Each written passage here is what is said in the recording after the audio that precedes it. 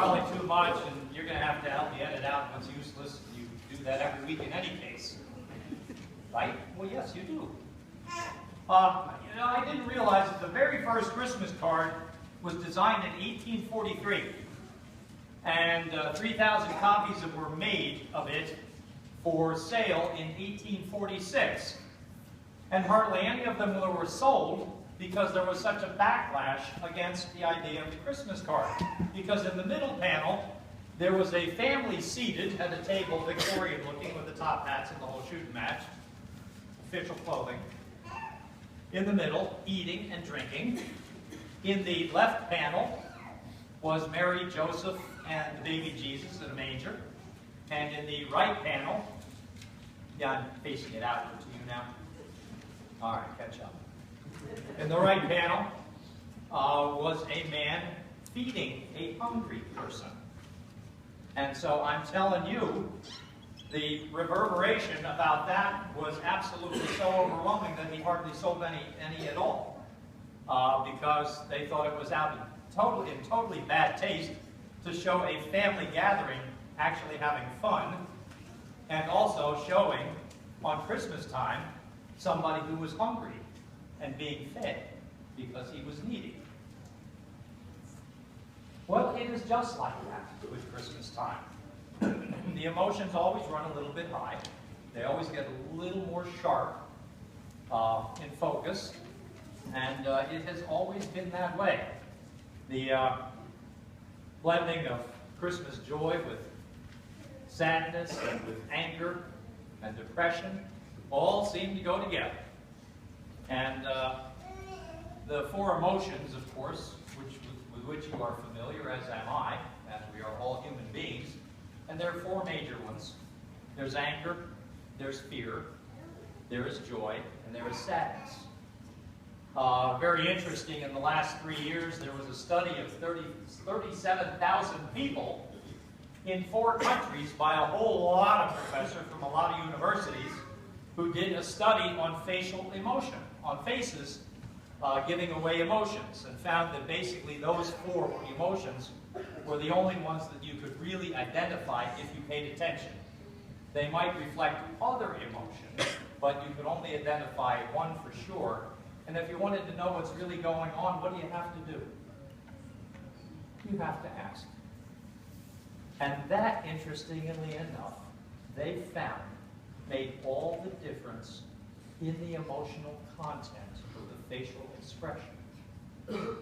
That where people actually were guided to enter into conversation about whether they were angry or resentful or not angry at all, just haven't stubbed their toe.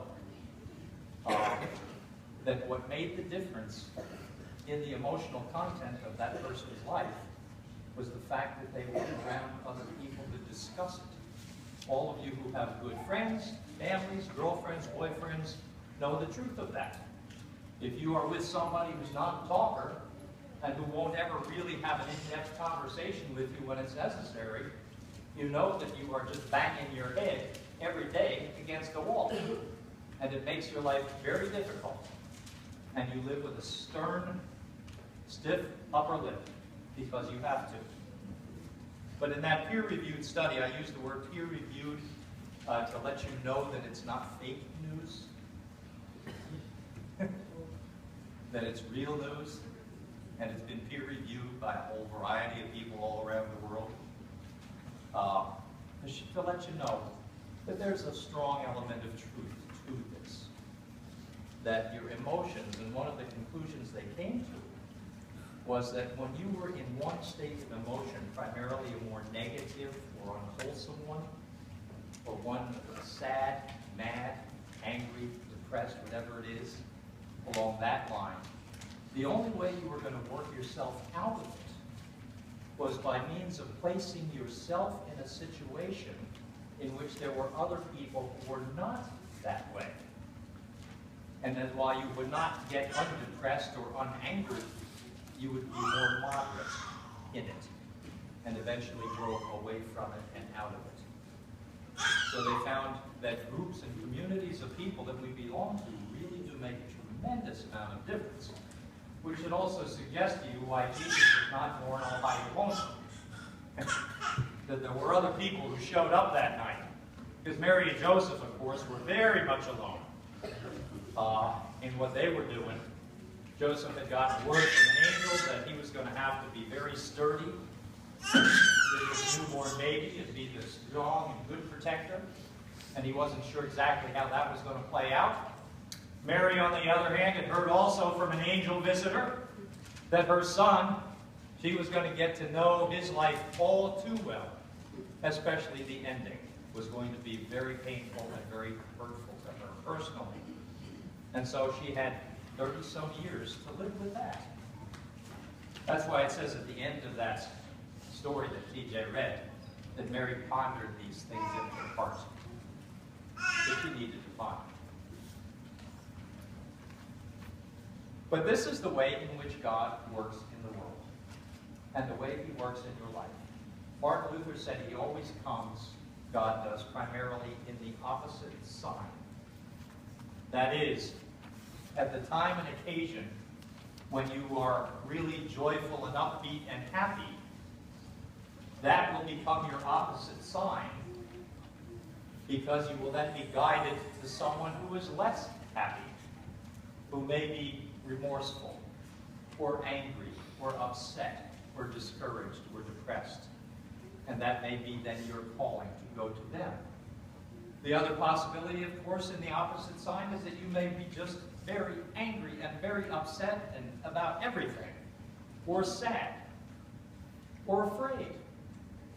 And that is your opposite sign to let you know that you need then to seek out other people with whom to talk and to spend time, who can sort of bring you out of the doldrums, to get you talking, be thinking some about your life in a different, more healthy and wholesome fashion. I was reading in Reader's Digest, the January 2017 issue, if you want to check me out, about Courtney Holmes. He's the storybook barber. And what he does every Tuesday, for many years in Dubuque, Iowa, and now in the suburb of Chicago, he has 5 to 10-year-olds, boys, are allowed to come into his barber shop to get haircuts for free if they bring a book with them. And if they read it to him out loud while he's cutting their hair. And then he asks them questions about the book, and they discuss it while he is cutting their hair. And I guess he really takes a pretty long time to cut their hair because they get through the book. And he says this about it. The way the world is today, with guns and violence, it's a safe haven for the kids to come to the barber shop and read books.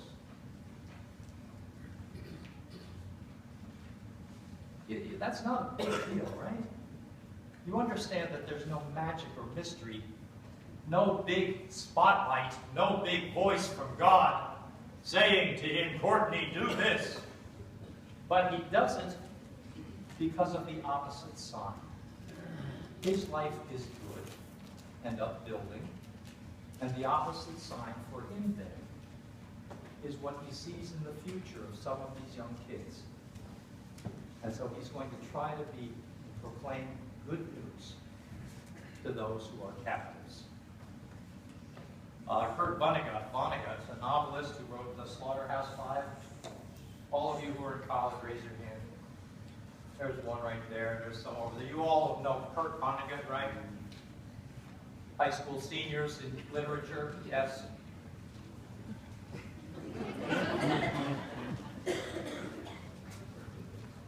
I'm impressed, and I'm impressed. I am not impressed. Kurt Vonnegut, and you'll see his movies on TV occasionally. One of the teachers in a college course asked the professors, told the students to pick out an author to write to see if they would come to the class. And 5 of the students wrote to Kurt Vonnegut because they had been reading Slaughterhouse-Five. And Vonnegut wrote this back. Quote, I don't make public appearances anymore because I now resemble nothing so much as an iguana. When I start to look like an iguana, you'll let me know. Yeah, I know you will. And I'll let you know too. I'll bust your chops as good as you get mine. But he started off that way, but then he says this, okay, in the opposite side. What I have to say to you, practice any art, music, singing, dancing, acting, drawing, painting, sculpting, poetry, fiction, essays, reportage, no matter how well or how badly, not to get money or fame, but to experience becoming, to find out what's inside of you, to make your soul grow, to make your soul grow. That is the work of Christ in your life, to make your soul grow. And the only way your soul grows is by practicing living and by experimenting in all of the wondrous beauty which God has provided, which Vonnegut lists, so your soul can grow. And the way it grows is often by a call from the opposite side. The times and the occasions when you feel dumb as a dunce. The times and the occasions when you feel like your life just stinks so bad, you could just put an end to it because it's so freaking horrible. The times and the occasions when you want to pick up with whatever money you have on your dresser, slap it in your purse and run and drive as far as you can. In that opposite sign is the invitation to a newness of life by exploring your life. And that is what we do not do in our culture very well, nor are we invited to do so by our culture very often. I was reading a little story. I had a dog named Bailey. I didn't want the dog. Well, just to tell you the truth, we just lost a dog and I wasn't ready for another dog emotionally. Oh, of course, we ended up with another dog the following week named Bailey. I didn't want Bailey. Well, I want her now. But I was reading this little story by a lady. She said this: you have to make what you want to see happen in the world. And this is what she wanted to see happen. It's by Lynn Adams, Santa Fe, New Mexico. He was a small, nearly hairless dog. One leg was dangling uselessly. I coaxed him to the car where my husband were, got him into the car. My husband said, no way, no way, take him to the vet and they'll do whatever they're going to do with him. She said, they're going to kill him. They'll do whatever they're going to do. They took him to the vet. And as she tried to get him off of the table after the vet had inspected him and realized the hospital bill for the surgery was going to be somewhere upwards of $1,500, the dog wrapped his paws. Hold up your arm. These are paws. Wrapped his paws around my arm and would not let go.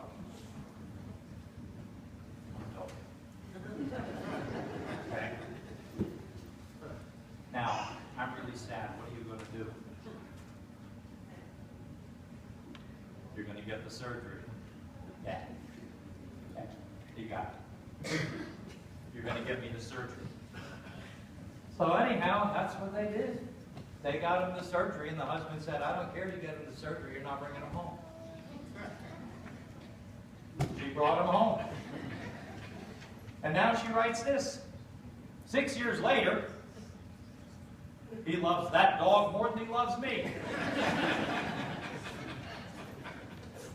Well, like I said, in the opposite sign.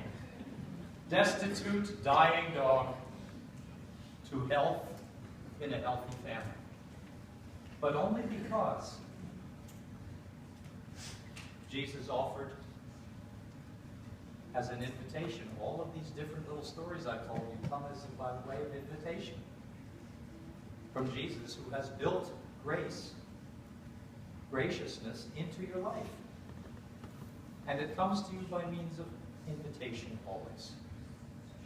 Question becomes then for you and I on this night of Jesus' birth and tomorrow, as we're invited to participate in the grace of God and in the life of God, in this life of the world in which we live and love so much.